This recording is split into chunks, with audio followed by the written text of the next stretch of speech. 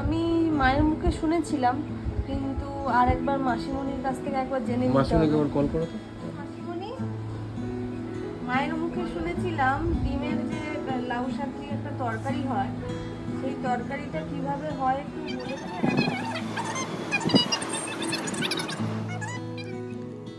চলুন আজ আপনাদের একটা অভিনব উপায়ে রেসিপিটা শেয়ার করব।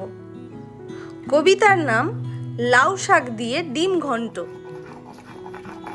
থালাতে সাজিয়ে রাখি কচি লাউ শাক আর ডাঁটা, যত্ন করে ধুয়ে নেওয়া পরিপাটি করে কাটা।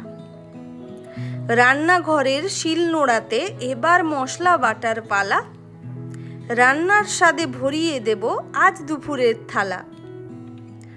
প্রথমেতে রসুন বাটা, ঘ্রাণটি তাহার ভারী, স্বাদের জাদুতে টেক্কা দেব নেই তো কারোর আড়ি। আদা জিরে গোলমরিচ একসাথেই বাটলাম, মশলাপাতির সঠিক মাপে রান্নার পথে হাঁটলাম। কড়াইয়ের মাঝে তেলটি দিয়ে মশলা দেব কষে, ডিমটি যখন পড়বে তাতে সবাই খাবে হেসে। লাউ শাকের ওই ঘন্ট যখন হবে মাখো মাখো, আমার হাতের এই জাদুটি মনে গেঁথে রাখো। আমি প্রথমে এই পদটা আমার শাশুড়ি মায়ের কাছ থেকে শুনেছিলাম, তারপর এখন এক্সপার্ট অ্যাডভাইস নিয়ে প্রথমবার বানালাম। দুর্দান্ত স্বাদের এই রেসিপিটি আর খুবই হেলদি খাবার, যেহেতু এই রেসিপিতে শাক এবং ডিম দুটোই রয়েছে, আর এটা একদম খুব অল্প সময়ে হয়ে যায়। আজ বাড়িতে ডিমান্ড ছিল এই পদটার, তাই ঝটপট দেরি না করে বানিয়ে ফেললাম এই অসাধারণ স্বাদের এই রেসিপিটি। আর আমার কিন্তু শিলনোড়াতে বাটনা বেটে রান্না করতে কিন্তু খুব ভালো লাগে। আপনারা চাইলে এটা স্কিপ করে এখানে গুঁড়ো মশলা অ্যাড করতে পারেন। আমি করিনি, কারণ বাটা মশলার টেস্টটা গুঁড়ো মশলার থেকে অনেকটাই বেটার লাগে, তাই আমি বাটা মশলা দিয়ে রান্না করি।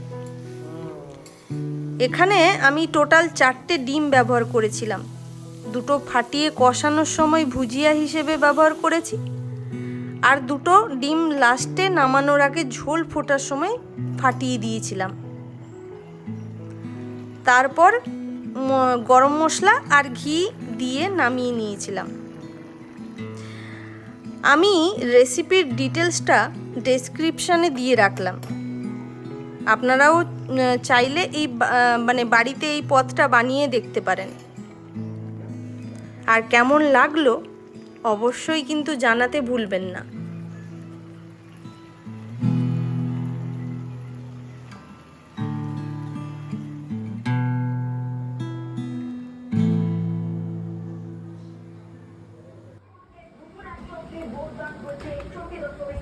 কেমন হয়েছে বাবা? খুব সুন্দর হয়েছে, টেস্টি হয়েছে।